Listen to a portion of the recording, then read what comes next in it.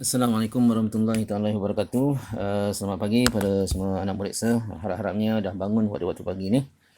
Okey, pada hari ini kita akan sambung lagi pengajian kita di bawah topik sebatian karbon, masih lagi di bawah sebatian karbon dan memahami polimer semula jadi. Dan pada hari ini kita akan fokus kepada tajuk yang berikutnya, iaitu mengenai ciri getah asli. Okey, getah asli seperti mana yang kamu tahu kan, uh, yang kita pergi motong-motong getah tu kan, susu getah tu, itu ialah contoh getah asli lah.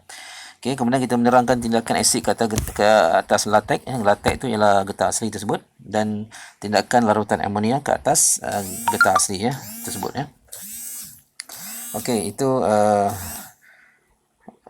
target kita pada hari ini lah, insyaAllah. Okey, seperti biasa, kita akan buka buku teks terlebih dahulu. Okey, dalam buku teks muka surat 152, tindakan asid dan alkali terhadap latex. Latex ataupun getah, susu getah lah kan. Ini nama saintifik bagi susu getah, latex. Okey, latex yang diperolehi daripada pokok getah adalah dalam bentuk cecair, betul kan? Semua yang kita motong tu, yang keluar tu dalam bentuk cecair. Bagaimana ia ditukar menjadi bentuk pepejal? Pepejal tu yang kita istilahkan sebagai getah scrub lah. Bolehkah latex dibekalkan dalam bentuk cecair atau bagaimana kan? Okey. So kalau kamu fikirkan, kenapa susu getah itu kalau dibiar setelah sehari atau 2 hari dia akan menjadi beku? Tidak lain tidak bukan, mesti ada tindak balas kimia yang sudah berlaku. Okey, so dalam makmal apa yang kita perlu uji ialah kita ambil susu getah tersebut. Yang pertama sekali kita akan uji dia dengan asid. Asid. Okey, kemudian kita uji dengan alkali. Dua perkara saja. Okey, simple saja. Seperti dalam gambar rajah ni, kamu akan letakkan susu getah di dalam bikar. Okey, yang ini kita letakkan dengan asid. Kita gunakan asid ethanoid, dan yang kedua kita letakkan larutan alkali. Kita menggunakan larutan amonia. Kemudian kita kacau. So apakah kesan yang kita akan dapat? Okey, so itu akan yang kita bincangkan nantilah. Okey, di dalam latex terdapat molekul-molekul getah berbentuk rantai yang diselapati oleh satu lapisan membran protein. Terdapat cacah negatif yang tersebar di permukaan luar membran protein tersebut. Hal ini menyebabkan zarah-zarah getah sentiasa bercas negatif dan paling bertolakan antara satu sama lain. So ingat, so susu getah tu dia sentiasa bercas negatif, cas negatif, bukan positif. So oleh kerana semuanya bercas negatif, maka dia akan menolak lah, sebab cas yang sama dia akan menolak antara satu sama lain. Okey, daya tolakan ini menghalang zarah-zarah getah daripada menghampiri antara satu sama lain. Akibatnya latex terus wujud dalam bentuk cecair kan. Sebab sama-sama negatif, kecuali dalam tu ada cas positif kan. Bila cas positif dengan negatif, so yang berlawanan cas dia akan melekat. Bila melekat dia berkumpul. Bila berkumpul, itu yang dikatakan dia membentuk pepejal ataupun scrub. So sekarang ini memberi satu idea kepada kamu lah, kenapa susu getah dia boleh membeku. Bermaksud di dalamnya tu telah masuk unsur yang bercas positif. Tapi dia datang daripada mana? Itu yang kita akan lihat. Okey. Penambahan asid menetralkan cas-cas negatif. So nampak bila kita letak asid, dia akan menetralkan cas-cas negatif pada permukaan zarah getah kerana asid mengandungi ion-ion hidrogen yang bercas positif. Hidrogen bercas positif.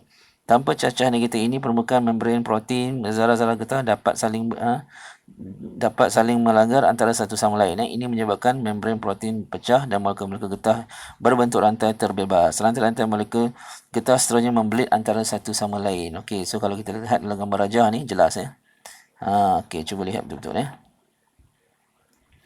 kan. Okey, kita akan dapati ini ialah susu getah Okey, yang mana di dalamnya ada rantai polimer kan.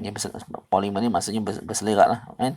Kemudian dia ada membran lah di antara satu sama lain tu.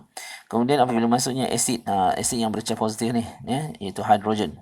Okey, so dia akan memecahkan, nampak ni, dia pecahkan membran. So bila pecah membran yang berserabut tadi tu, berselerak tu, dia akan berkumpul. Okey, so bila berkumpul, itulah yang dinamakan penggumpalan latex. Maksudnya getah itu berkumpul menjadi beku.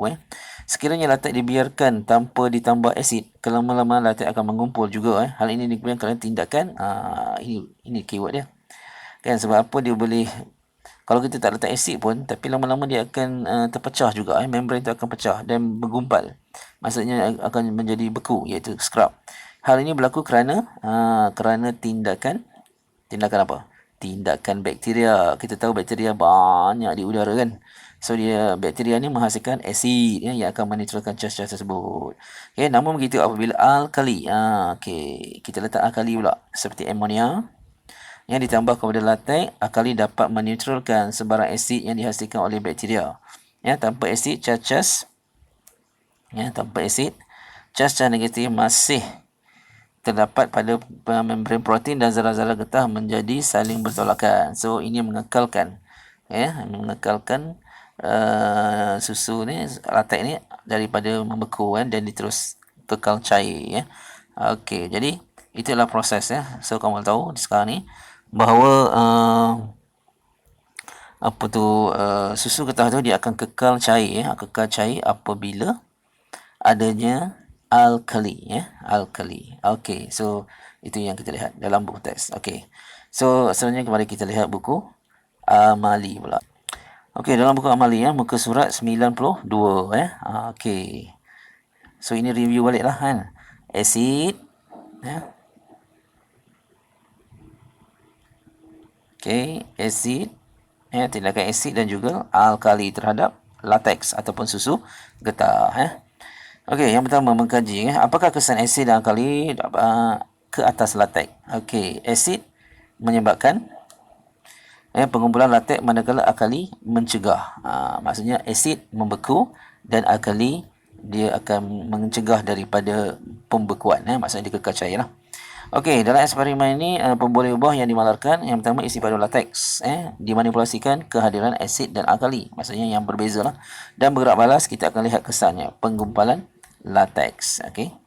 Okey, ini yang seperti yang kamu lihat dalam gambar rajah dalam buku teks sajalah simple saja. Kamu akan ada 3 sampel. Satu sampel hanya ada susu getah saja, latex.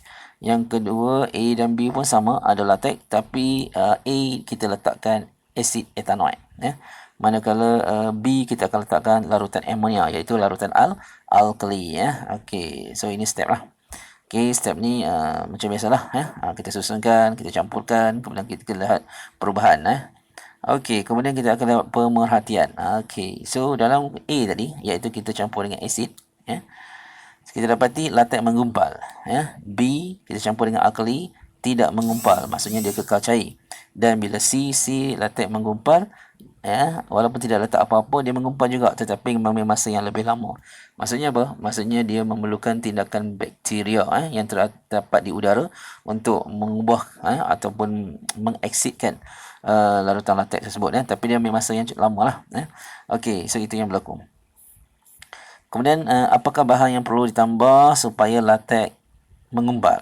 Tidak lain tidak bukan, kita akan tambah asid Bagaimana untuk mencegah daripada penggumpalan? Kita tambahkan larutan amonia, iaitu larutan alkali Kemudian yang ketiga, adakah latex yang dibiarkan beberapa hari akan menggumpal? Jawapannya ya tapi mengambil masa yang lama Jelaskan jawapan anda. Kerana tindakan bakteria di dalam latex menghasilkan asid, ini menyebabkan latex menggumpal.